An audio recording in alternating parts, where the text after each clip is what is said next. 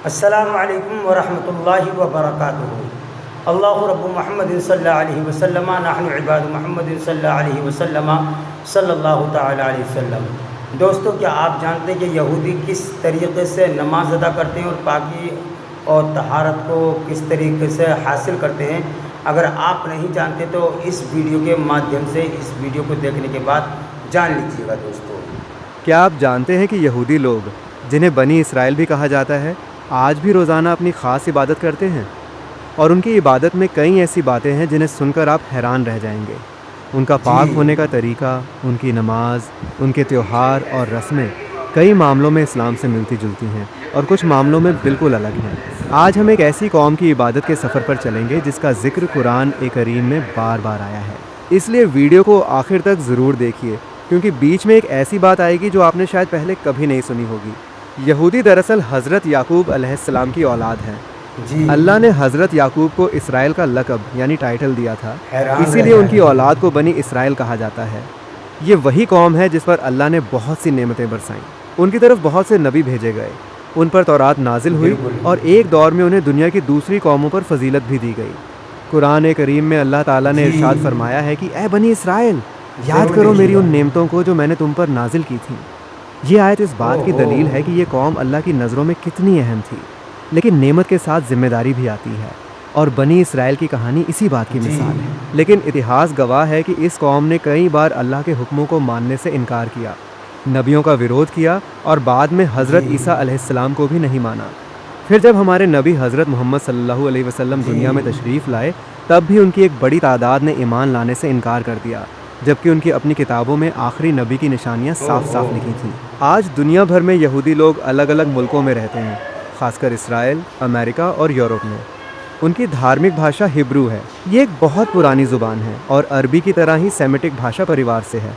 यही वजह है कि दोनों भाषाओं के कई अल्फाज एक जैसे लगते हैं। अब एक बड़ा सवाल ये आता है कि क्या यहूदी लोग भी नमाज से पहले हमारी तरह वज़ू करते हैं? जवाब है जी हाँ। यहूदी धर्म में पाक साफ होने के कड़े नियम हैं। आम इबादत से पहले यहूदी अपने हाथ धोते हैं। इस अमल को नेतिलात यदाइम कहा जाता है। इसमें ख़ास बर्तन से हाथों को एक तय तरीके से धोया जाता है। हालांकि ये इस्लामी वज़ू जैसा मुकम्मल तो नहीं है, लेकिन सफाई की अहमियत को ज़रूर दिखाता है। इसके अलावा यहूदियों में मिकवेह नाम का एक ख़ास जलाशय होता है। कुछ ख़ास मौक़ों पर पूरा जिस्म पानी में डुबोकर पाकी हासिल की जाती है, जो दिखने में बिल्कुल हमारे इस्लामी गुस्ल जैसा लगता है। यहाँ एक और दिलचस्प बात है, यहूदियों में खाने पीने के मामले में भी पाकी के बहुत सख्त कायदे हैं। जिस खाने को उनके धर्म में जायज़ माना जाता है उसे कोशर कहते हैं।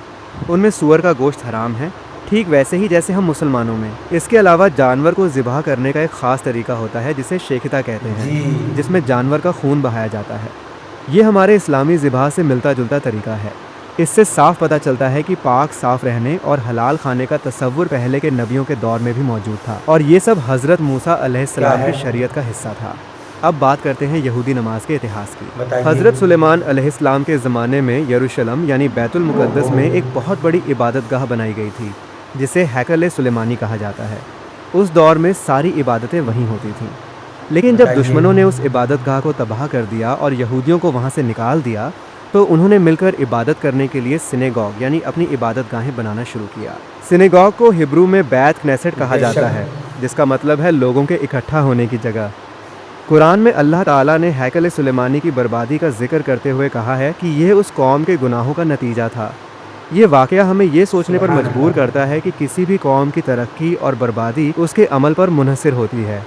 अब देखते हैं कि आज के दौर में यहूदी किस तरह नमाज़ पढ़ते हैं। सबसे पहले बात करते हैं नमाज के वक्त की। यहूदी दिन में 3 बार मुख्य इबादत करते हैं। सुबह की इबादत को शखरीत, दोपहर की इबादत को मिनखा और शाम या रात की इबादत को मारिफ कहा जाता है। यहाँ एक बहुत गहरी बात है जो कम लोग जानते हैं। इस्लाम में 5 वक्त की नमाज से पहले हमारे नबी सल्लल्लाहु अलैहि वसल्लम मिराज की रात में पहले 50 वक्त की नमाज लेकर आए थे। उसी रात हज़रत मूसा अलैहिस्सलाम की रूह ने हमारे नबी को मशवरा दिया कि तख़फ़ीफ़ करवाइए, उम्मत इतनी नमाज नहीं पढ़ पाएगी। और हमारे नबी बार बार अल्लाह के पास गए, यहाँ तक कि 5 वक्त मुकर्रर हुए। यानी 3 वक्त की नमाज बनी इसराइल की शरीयत में थी और 5 वक्त की नमाज उम्मत मुहम्मदिया की ख़ास नेमत है। उनकी नमाज का अंदाज़ भी बड़ा दिलचस्प है। वे खड़े होकर दुआ पढ़ते हैं, कुछ मौक़ों पर झुकते हैं जो हमारे बताइए। लेकिन यहाँ कहने का मतलब और मकसद ये है कि हज़रत मूसा अलैहिस्सलाम की रूह का इन्होंने नाम लिया है। हालांकि जिस्म व जिस्मानियत के साथ वहाँ पर हज़रत मूसा अलैहिस्सलाम की मुलाकात रसूल करीम अलैहिस्सलाम से हुई थी। आगे देखिएगा। पता है, और ख़ास त्योहारों पर घुटनों के बल बैठकर अल्लाह के सामने अपनी आजिज़ी का इजहार करते हैं। उनकी इबादत में अदब और ख़ामोशी को बहुत ज़रूरी माना जाता है। एक और हैरान करने वाली बात है उनकी इबादत की दिशा। दुनिया के किसी भी कोने में रहने वाला यहूदी नमाज के दौरान यरूशलेम यानी बैतुल मुक़द्दस की तरफ मुंह करके खड़ा होता है, ठीक वैसे ही जैसे हम मुसलमान काबा शरीफ की तरफ रुख करते हैं। और यहाँ इस्लामी इतिहास की एक बहुत ज़रूरी बात याद आती है। जब हमारे नबी सल्लल्लाहु अलैहि वसल्लम मदीना तशरीफ़ लाए तो शुरू में मुसलमान भी नमाज में बैतुल मुक़द्दस की तरफ रुख करते थे, जिसे किबला ए अव्वल कहा जाता है। फिर अल्लाह के हुक्म से किबला बदला और काबा शरीफ मुकर्रर हुआ। ये वाक़या सूरह बकरा में मज़कूर है। नमाज के दौरान बहुत से यहूदी तल्लीत नाम की एक सफ़ेद चादर ओढ़ते हैं। ये उनकी इबादत का ज़रूरी हिस्सा है। इसके अलावा तैफलीन नाम के छोटे चमड़े के डिब्बे अपने बाजू और माथे पर बांधते हैं, जिनमें उनकी पवित्र किताब के हिस्से लिखे होते हैं। उनका मानना है कि ये अल्लाह की याद को हमेशा अपने साथ रखने का एक तरीका है। अब आता है वो हिस्सा जो सबसे ज़्यादा हैरान करने वाला है। इस्लाम की तरह यहूदियों में 5 वक्त की अजान का कोई निज़ाम नहीं है, लेकिन लोगों को इबादत के लिए इकट्ठा करने या नए साल का ऐलान करने के लिए वे शोफार का इस्तेमाल करते हैं। शोफार एक जानवर के सींग से बना बिगुल होता है, जिसे फूंक मारकर एक ख़ास और तेज़ आवाज़ निकाली जाती है। अब दिल में ये सवाल उठता है कि इस्लाम में अजान की शुरुआत कैसे हुई। जब मुसलमान मदीने में पहली बार जमा हुए तो ये मसला आया कि नमाज के वक्त लोगों को कैसे बुलाया जाए। कुछ सहाबा ने कहा कि घंटी बजाई जाए, जैसे ईसाई करते हैं। कुछ ने कहा कि सींग फूंका जाए, जैसे यहूदी करते हैं। लेकिन हमारे नबी सल्लल्लाहु अलैहि वसल्लम ने दोनों से इत्तेफाक नहीं फरमाया। फिर हज़रत अब्दुल्ला बिन ज़ैद रज़ी अल्लाहु अन्हु को ख्वाब में अजान के अल्फाज सिखाए गए और हमारे नबी ने उसे मंजूरी दी। इस तरह दुनिया को सबसे खूबसूरत पुकार मिली, जो आज भी दिन में 5 बार करोड़ों मुसलमानों को अल्लाह की तरफ बुलाती है। अब बात करते हैं यहूदियों के कुछ बड़े इबादती दिनों और त्योहारों की, जो बहुत दिलचस्प हैं। पहला है शब्बात यानी सब्त का दिन। ये हफ्ते का सबसे मुक़द्दस दिन होता है। जुमे की शाम से शुरू होकर हफ्ते की रात तक चलता है। इस पूरे वक्त में यहूदी कोई काम नहीं करते। यहाँ तक कि कुछ सख्त यहूदी तो बिजली का स्विच तक नहीं दबाते। वे सिर्फ इबादत, परिवार और आराम में ये वक्त गुजारते हैं।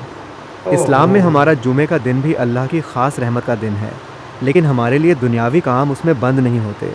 दूसरा है पेसाख यानी पास ओवर। ये यहूदियों का सबसे बड़ा त्यौहार है, जो हज़रत मूसा अलैहिस्सलाम के ज़माने की उस रात की याद में मनाया जाता है जब अल्लाह ने बनी इसराइल को फ़िरौन की ग़ुलामी से नजात दिलाई। इस त्यौहार में वे माज़ा नाम की बेखमीर रोटी खाते हैं, जो उस वक्त की याद दिलाती है जब उन्हें इतनी जल्दी में मिस्र छोड़ना पड़ा था कि आटा खमीर उठाने का वक्त तक नहीं मिला। तीसरा है रोश हशाना यानी उनका नया साल। इस मौके पर वे लंबी दुआएं मांगते हैं और सेब को शहद में डुबोकर खाते हैं ताकि नया साल मीठा और बरकत वाला हो। इसी मौके पर शोफार सबसे ज़्यादा बजाया जाता है। चौथा और सबसे पवित्र दिन है योम किपुर, जिसे वे तौबा का दिन कहते हैं। ये रोश हशाना के 10 दिन बाद आता है। इस दिन लगभग हर यहूदी रोज़ा रखता है और पूरे 24 घंटे सिर्फ इबादत, माफ़ी और दुआओं में गुजारता है। इस दिन सिनेगॉग में इतनी भीड़ होती है कि जो पूरे साल कभी नहीं आता वो भी आता है। ये दिन उनके नज़दीक सबसे बड़ी तौबा और मुनाजात का दिन है। यहाँ गौर करने वाली बात यह है कि रोज़े का तसव्वुर पहले की शरीयतों में भी था। हमारे नबी सल्लल्लाहु अलैहि वसल्लम जब मदीना तशरीफ़ लाए तो यहूदियों को आशूरा यानी 10 मुहर्रम का रोज़ा रखते देखा। आपने पूछा कि ये रोज़ा किस वजह से है, तो उन्होंने बताया कि इसी दिन अल्लाह ने हज़रत मूसा अलैहिस्सलाम को फ़िरौन से नजात दी थी। हमारे नबी ने फरमाया कि मूसा से हमारा रिश्ता तुमसे ज़्यादा करीबी है, और आपने भी उस दिन का रोज़ा रखा और सहाबा को भी हुक्म दिया। तो दोस्तों, जब हम यहूदी कौम की इबादत और उनके नियमों को देखते हैं तो साफ पता चलता है कि आसमानी धर्मों की बुनियादी तालीम एक जैसी क्यों रही है। पाकी, नमाज, रोज़ा, तौबा और अल्लाह की याद, ये सब हर दौर की शरीयत में मौजूद रहा है। अल्लाह ने हर दौर में अपने नबियों के जरिए इंसानों को सही रास्ता दिखाया, लेकिन साथ ही ये भी साफ़ होता है कि वक्त के साथ उन शरीयतों में तब्दीली आई, कुछ हिस्से बदले गए, कुछ छुपाए गए। इसीलिए अल्लाह ने एक आखिरी मुकम्मल और महफूज किताब नाजिल की, जो कुरान ए करीम है, और एक आखिरी नबी भेजे जो हज़रत मोहम्मद सल्लल्लाहु अलैहि वसल्लम हैं। बेशक हमारा ये पक्का ईमान है कि कुरान ए करीम अल्लाह की आखिरी किताब है और हज़रत मोहम्मद सल्लल्लाहु अलैहि वसल्लम अल्लाह के आखिरी नबी हैं, जिनके बाद अब कोई नया नबी नहीं आएगा। अगर ये वीडियो आपको पसंद आई हो और कुछ नया जानने को मिला हो तो इसे लाइक और शेयर बेशक। ज़रूर करें। और अगर आप यहूदी इतिहास या किसी और कौम की इबादत के बारे में जानना चाहते हैं तो हमें तो दोस्तों, आपने यहूदियों की नमाज का तरीक़ा सुना और उनके पाकी और नापाकी को दूर करने का तरीक़ा भी समाप्त किया। अगर ऐसी वीडियो आपको पसंद आती है तो मुझे कमेंट करके ज़रूर बताइएगा। अगर आप मेरे चैनल मोहम्मद शरीफ मलिक पर पहली मर्तबा हैं तो प्यारे दोस्तों सब्सक्राइब ज़रूर कीजिएगा, सब्सक्राइब ज़रूर कर लीजिएगा और प्यारे कमेंट और लाइक और शेयर ज़रा जमा कर और दबा कर देना। अपने पड़ोसियों में, अपने रिश्तेदारों में, अपने दोस्तों में से कह देना कि ये वीडियो बड़े कमाल की वीडियो है। मिलते हैं इंशाअल्लाह अगली वीडियो में। अस्सलामु अलैकुम व रहमतुल्लाहि व बरकातुहू।